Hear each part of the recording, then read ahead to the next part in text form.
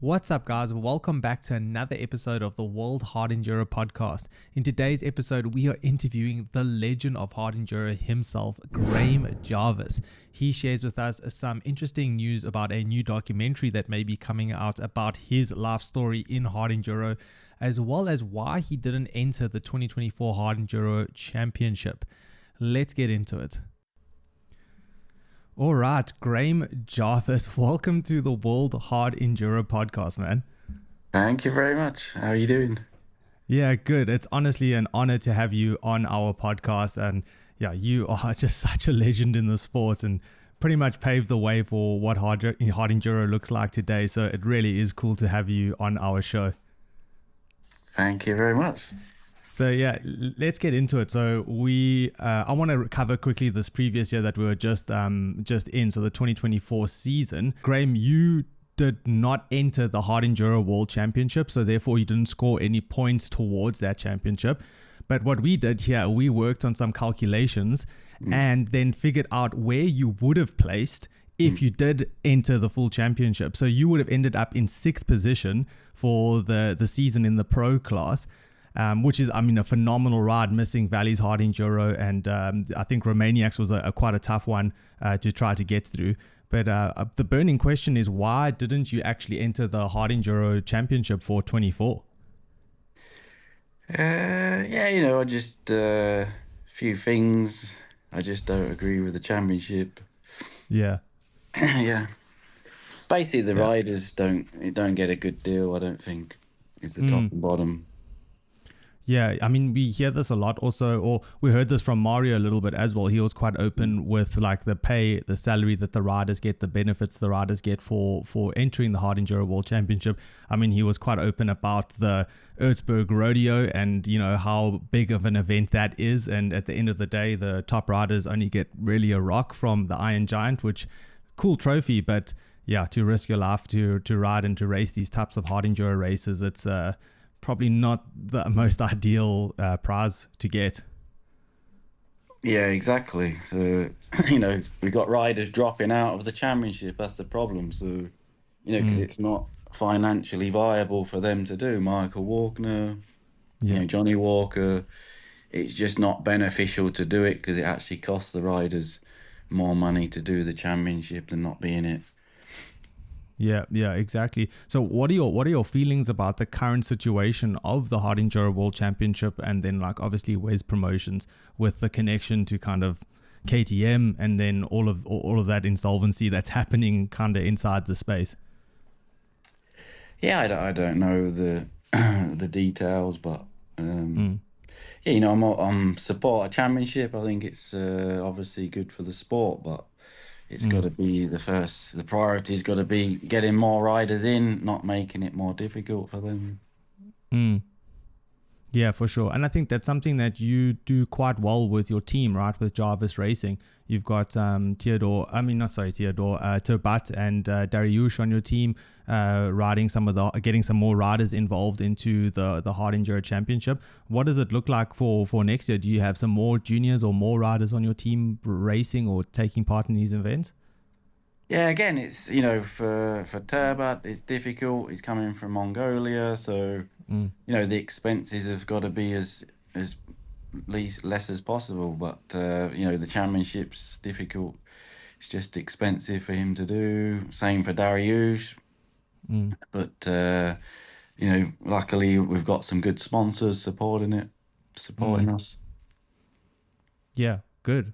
That's really good to hear, man. I think that it's really cool to see legends like yourself inside the space supporting riders and supporting kind of the industry of hard enduro. It's such a niche sport, and I think you are definitely one of the people that paved that way for the sport, coming from trials and then moving on to the enduro bike and showing what's actually possible on an enduro bike. Or, at that point, it was kind of not as far ahead as what we are now with tire technology and bike technology and things like that. So yeah, it's really cool to see that you putting some time. What has been the biggest change actually from your experience in the space of hard enduro? Is it more technology or like the actual bike itself, or is it more like the people in the sport?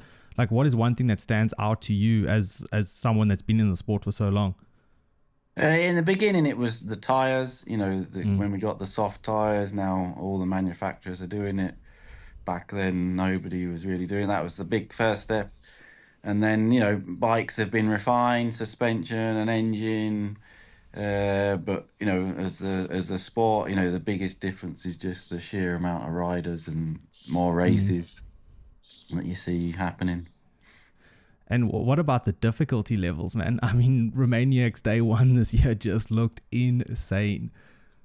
Yeah, I think the races, they've always been difficult, but the pace obviously a lot faster, the fitness of the riders, the technical ability. Yeah. Do you agree with the kind of level that it's getting at now? Because I mean, you can hear in the paddock and a lot of riders to say that you at least need to be able to ride the section to call it, like kind of rideable, or that should be the track. But I mean, a lot of these sections these days look almost unrideable in some sections where you have to get off and push and pull and pick the bike up. Like, what are your thoughts about the difficulty of the track inside these hard enduro races? Yeah, I think it depends on the race. I mean, the first thing is that you can pass other riders. It's pointless just sat in a queue if somebody's stuck on the line. So it's, if it's multi-lap, obviously everything needs to keep moving, a lot more riders. But, Romaniac's completely different format. You're going to always have the difficult bits, but the majority's pretty flowing riding, keeping moving, some fast stuff. Yeah, for sure. I mean, a race that kind of stands out to me that I think that you particularly really, I mean, you're good at most of them, but particularly the race that stands out to me is Erzberg Rodeo. Like, you have a tendency to, or just be able to get to the front no matter what the situation is in front of you. You've got, Excuse me. Yeah, no stress, bro. Yeah, so I was saying, like, there's been multiple times where you had to start second row or even further back, and you just make your way through to the front. Like, what is going through your head in those moments when you're just picking off, I mean, hundreds of riders at a time? Like, what is your thought pattern when you're getting through these sections? Yeah, Erzberg, again, unique in it, but, in the beginning, there's a lot of riders stuck on the first hills. That was... that time I broke down. I was last off the line. The main part was the first few hills, and then it was tricky to pass in some places. Yeah. What is one race that, like, really that you enjoy racing? Like, that you would say that, yeah, that's my favorite race. We can talk about maybe last year. Yeah, I always recommend Romaniacs to anybody that wants to. They ask me what event they should do. You got the different levels and classes, so everyone can enjoy it. It's a long ride. It's a good adventure. So it's a good event for all riders. And then the other one is, more for the pro riders. Obviously, Erzberg, it's a lot more intense. One ride that also seems to pop up quite a bit is Sea to Sky, right? I think a lot of riders recommend that not only as a good race, but also as a good bit of a vacation. Like, it seems like the location just suits a really good atmosphere and a good time to even bring your family out and have a good time in the race. This year, or last year, sorry, 24, it seemed to be a lot more technical. But again, just you are true to your name or your nickname, the Silent Assassin, because you just tend up like staying a bit further back, and then by the end of the race, like, you've just chipping away at riders, making the time up in the tech sections, which is really cool. And yeah, so how was Sea to Sky? You finished second inside, like, the overall. Like, what was your feeling from that race? Yeah, I don't intentionally start slow. It's just okay. Yeah, the whole body takes time to warm up, and then I'm just slow in the start. I just, no matter how hard I try, I need to get warmed up and get into the race. Yeah. And for that race, what tire, do you remember what tire choice you chose? Because I think that was a really big choice, and it caught a lot of guys out going on a very soft compound. And I think that you maybe were on a harder compound, a bit of knowledge and experience of what those Turkish hills can throw at you. Yeah, it was a medium. So, harder tyre, not because it's just so grippy, it just rips the the soft tires to bits, but obviously not as good in some places as well. So it's a bit of a balance. Are you finding yourself managing that throughout the race? No, you just if you start with a harder tire, it's just less grip in some places, not as good. So again, going to be slower in the beginning, but more tread on the tire at the end. Yeah. And then just moving away kind of from the Hard Enduro World Championship. So we actually met up in inside Indonesia last year, inside Cilacap for the Hugh Selatan Hard Enduro race there. When we arrived and we kind of saw you and all the riders and stuff, and it was a pretty cool event. It's our first time joining that event, and we were blown away with your popularity inside those like Southeast Asian countries, and then specifically Indonesia. Like, I can't, for people that are listening, it's like you are a full-on celebrity in those areas. Like, what like do you think actually led to your popularity inside these Southeast Asian countries? Because you travel a lot there with Jarvis tours as well as races and get invited back quite often. Yeah, I started going there, quite a few years ago, probably 10 years ago. So probably, people got to know me over the years. And but it's just a big country for bikes. Everybody's got bikes there to get from A to B. So they're just fans of bikes in general, and it's similar in Brazil as well. So many riders and so it's just on the followers. I think it's Brazil, USA, Brazil, Indonesia on the media. Yeah. It was quite crazy to see that event, how many people spectated and then entered to race. I was blown away by actually the amount of participants in that race. If I think, like, from the Hard Enduro World Championship series, they could take some notes and pointers from what they're doing there, because it just seems to be going so well for them. Like, I remember standing on the prologue on the beach. I think you unfortunately you broke some ribs there. I think you went straight into the side of a boat, which was really unfortunate. Kind of ended your race for 24. But yeah, those banks were just lined up with people, young and old, just all cheering on the riders and the racers. And then you even in the crowd and still cheering you on, and like you were full on supporting with you. So before we continue with the rest of this episode, I would like to share with you some exciting news coming from World Hard Enduro. We are super enthusiastic about enduro and off-road motorcycles, and I'm pretty sure you guys are too if you're listening to our podcast. We are creating a newsletter that gives you all the nitbits and things that are happening in the industry when it comes to riders changing teams and new products coming out. If you want to find out more about that, you can find the link in the description. With all of that said and done, let's get back into the episode. What do you think the biggest differences are between those races and races that are like, more like mainstream, like Erzberg and Romaniac, Sea to Sky, that type of thing? Yeah, there's a lot of riders there. Some of the events are actually, not a race as such, which I think is quite appealing. It's just, a marked track. You just go ride the track. It's just to get to the finish. There's no results. A little bit more relaxed. And they're getting like 2,000 riders, something like that. So it's crazy. Yeah, that's incredible, man, to have that many riders come out to a race. And it's quite, not strictly, but purely hard enduro, right? Like, it really is trying to throw the toughest type of tech. I could be wrong though, you maybe could correct me, but what it looks like, it looks like it's just pure hard enduro that they're trying to fight for, or kind of give to their participants. Yeah, I think it's their terrain as well. It's always slippery. They don't have a lot of flat land as such. And they enjoy that as well, just getting to the finish of the race and carrying bikes across deep water, stuff like that. Yeah, it's wild. And you see some crazy bikes out there as well enter, hey? Like, just like bikes that probably don't look like they should be on a hard enduro track, but they're still sending it, and it looks like a cool time for them. Yeah, exactly. Yeah. Obviously, different levels, and they just ride whatever they can get and have fun. Yeah, it's really, really cool. Will you go back this year again? Do you know what your schedule looks like for 25?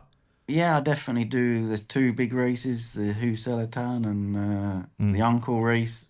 Hopefully be doing both of them. Yeah. it'll be interesting because I remember for last year it was like they were kind of not pioneering, but it was like the first like tester round for it to maybe become part of the Hard Enduro World Championship in the future. That would have been quite interesting to see that, but I think with today's situation, probably the idea is just to cut over heads and try and figure out how, just to have a championship in the first place, I think is the goal at the moment. So yeah, we won't see that happen. Yeah, exactly. Logistically, to get to that country is difficult. I think they said they probably won't be doing the overseas races. I think Canada might be out, they said. But it's all up in the air. Yeah. Let's see. I think end of February, we'd start seeing some more information announced on that side. But yeah, that's really cool. And then I want to also talk a little bit about just like your bike. So you're on Husqvarna, kind of your whole team's on Husqvarna. I wanted to know more about your bike setup. Are you generally a type of guy that likes to tinker with their bike and, you know, really find a setting that you like, or have you already found a setting that you think is like kind of spot on for you and you could use that in most situations? No, I don't like to mess around too much, but I would like to get it as best as it can be. But, you know, suspension and engine, well, suspension mainly, I think, takes a lot of testing. So also haven't had so much time to do that, you know, at my base in Spain. I've been here the last few weeks, you know, doing a bit of testing, but quite often traveling around, doing the training schools and the tours. So that's building up, getting busier with that. Yeah, good, man. That's good to hear. Because I know that you're running with suspension, you're running the KYB setup, right, on the Husky. What are the biggest differences between the WP, like co-involved technology, to KYB? Yeah, it just seems a little bit plusher on the rocks and stuff. So just felt really smooth from a standard setting. So it was a good base just as a standard, and then obviously we make some modifications, some testing to get it a little bit better. Yeah. Cool, man. And so, I mean, it's 2025 at the moment. We've got another full season, it looks like, ahead of us. What is your plan for 2025? I mean, if you don't mind me saying, you know, I believe that you're turning 50 this year. So that's a pretty exciting landmark or for you as a person, and then also as a rider. Like, what is your plan for the 25 season? Yeah, that's it. Sponsors are supporting me again. So just do... obviously the main races and then see what happens with the championship, the official ones.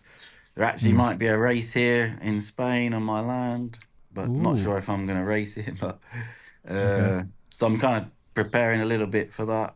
We've got some paperwork to do to officially get it running, but you know, it's going to be a cool track and part of the Spanish championship. Are you heavily involved in that at all? Like the Spanish championship? Do you do any of those rounds for practice or anything? No, I've never done any rounds, but you know, it was when I got this place in Spain, it was just always fancied running a race myself.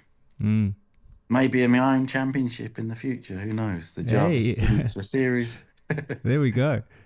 Hey, awesome, man. That's cool. It's cool that you're thinking like outside of the box like that. I think that we need that type of creativity and like kind of passion to get more sponsors involved and get more championships and rides involved, so that there's just more place for people to ride and enjoy their dirt bikes, right? I think that's a really cool thing to be looking at.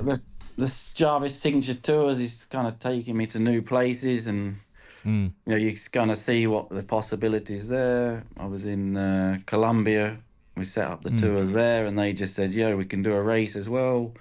They've got all the land ready to go, so maybe a Jarvis race there, and Panama as well. They're keen to do a race. We do the tours there. They're busy with that, but you know, they've got really good riding land, so it's a lot easier sometimes those places than in Europe. Yeah.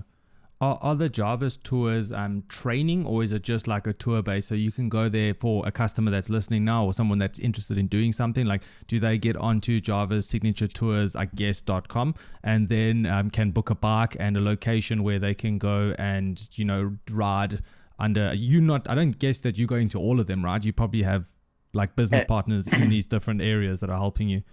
Yeah, exactly. So, you know, it's just kind of verifying that it's a good place and you're going to get good bikes. And obviously I go a few times a year, but good guides when I'm not there. And yeah, it's and based on adapting to whatever level rider it is. So it's not just hard enduro, it's about experiencing the country, easy trails if you need, but options if you want to challenge, and a little bit of training if you like, but more kind of based on the tour, seeing as much as you can, riding as much terrain as you can, the whole experience of the country. Yeah, cool. Which one do you rate? It's a little bit of a biased question, and it's tough for you to answer. But I guess, let's go for it. Which one do you rate is the best tour location? We won't say tour; we can say location that riders could go and experience. Yeah, I'm always obviously biased to Spain. Okay.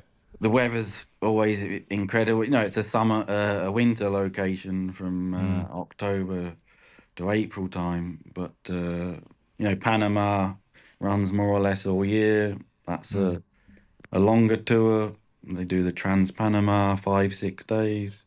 Wow. So every tour's got its different characteristics, different experience. Cool.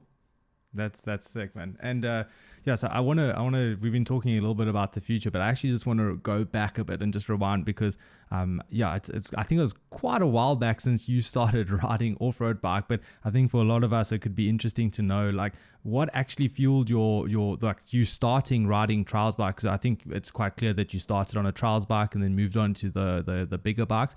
Where did riding trials and getting into motorbikes all begin for you? Just some local riders. I saw there was some land near where we lived, some woodland, and there was always bikes in there. So kind of just, I was on my BMX riding around and kind of saw them guys and just got my dad to buy a bike and went from there. As we all do, just get our dad to buy a bike because that's always where it begins. You can't buy your own bike at like that's it. So, lucky, really lucky. Yeah, 10 years old. 10, okay. Yeah, and then joined a club as well, a local trials club, which, there was competitions every weekend, so that was pretty good as well. We were always going different places. And Did you develop your skills quite quickly on the trials bike, or was it quite a timely process to start getting good at riding trials? Yeah, I think, relatively quickly. I was messing around on a BMX, which I think kind of translates over a little bit to the bike. But a little bit of natural ability, but a lot of practice to get better. Yeah, cool. And I was going to say I'm launching the documentary soon as well, so you could. Sweet.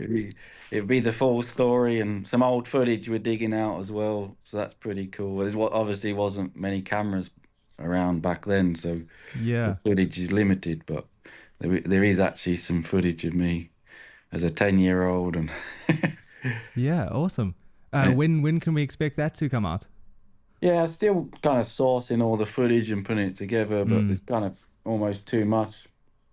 We've got an hour and a half, and then getting permissions for the modern stuff, like the Red Bull race is a little bit difficult, but sorting that out.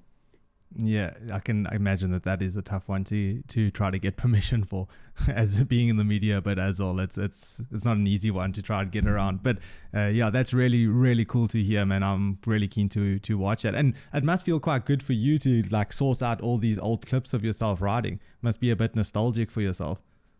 Yeah, that's it. It's good to look back sometimes. The old videotapes and. When did you move from the trials bike to the bigger bikes? Did you like test it out first and then feel like, oh, cool? Because I mean, how much trials do you ride now, actually? Yeah, no trials now at all, really. Okay. But yeah, I was finishing my trials career and I was with Cherco, and then they just launched their enduro bike, so I just kind of jumped on that and then did a few local races. Yeah, man. I mean, look at it. Look what it's turned into now. As I said, pretty much a pioneer of a complete niche or genre of sport. I mean, there were people with you at that time, like David Knight, and who was actually your biggest rival in those early days of hard enduro? Yeah, there's David Knight. He was kind of doing he obviously doing the main World Mm, Championship, and then there was only basically two or three hard enduro races, kind of mm, Erzberg, Romaniacs, mm, Hell's Gate, mm. and yeah, and then it kind of quickly built to more races. Yeah, yeah, cool. And so when you racing now these days, like who's one rider that I mean, I guess you got so much experience with all of the riders kind of in the paddock because you've been around for quite a while, right? So are you racing different riders differently? Like if you catching someone like Mario, Billy, Manny, anyone like that, in like kind of modern day a hard enduro, are you racing them like a bit differently, like each rider, or are you just doing your own race and figuring it out from there? Yeah, kind of just focused on what I'm doing, trying to Mm, make sure I've got enough energy to get to the end of the mm, race. But it depends on the race as well.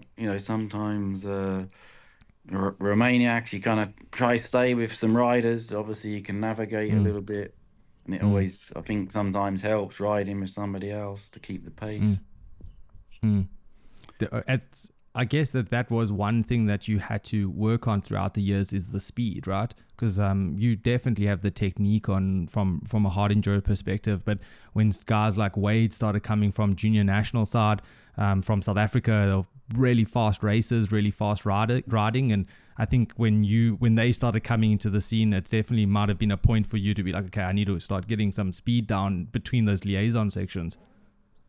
Yeah, exactly. When I transitioned, I was like 30 years old, so I'd never been on a motocross track or anything like that, Mm, or any kind of speed. So I had to learn a little bit and practice that. Yeah, mm. it's a bit of a shock.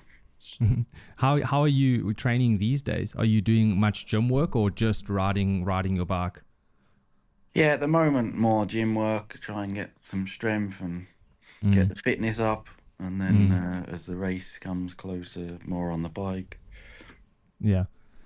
Yeah, man, that's it's really cool. I think this pretty much wraps up our interview today. I really appreciate you taking the time to chat with us and yeah, give us some insights with what you're doing for last year or what you did previous years, and then also what's up and coming for 2025. I got one last question, and yeah, it's just things that interest me is if like one day when you decide to hang up the boots, what is one thing that you hope everyone would remember you by? I don't know. Obviously, I hope I haven't upset too many people. They think I'm a nice guy. That'd be Yeah, the cool. main thing. Yeah, cool. I mean, do you see that in the future for you, like hanging up the boots, or is it just something that's like as long as sponsors are involved, as long as you're feeling fit and ready to go, you're gonna keep on going? Yeah, it depends on the results a little bit. Hopefully, keep Okay. riding. Obviously, keep riding as long as I can. I still enjoy it. It's not Mm, like some sports. You stop the sport and then you just stop everything. mm, It's kind of still fun to just ride and not race. So mm. hopefully do that for many years. But racing, I don't know. Is it really results driven for you for the racing side? As soon as you start seeing yourself not being competitive, do you think that would be a turning point for yourself?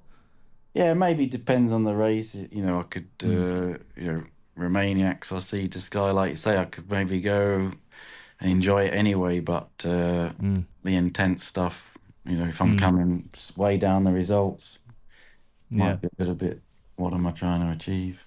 yeah, yeah. I get It's that. all the preparation as well, And Mm, if your fitness is not there, it's not as much fun. You got to, mm. yeah. Yeah, I get that. Cool. But enjoy the rest of your day. And again, thank you so much for joining us on the World Hard Enduro podcast. And we will probably see you at some rounds or somewhere in the future for 2025. So looking forward to that. And then also just a quick plug for anyone that's listened this far into the interview. It would be really cool if you just like and subscribe this video because that really does help us here out at the World Hard Enduro podcast get more traction and yeah, move forward with what we are doing here. And Graham, yeah, thank you so much for joining, man. Cheers. Take care. See you soon.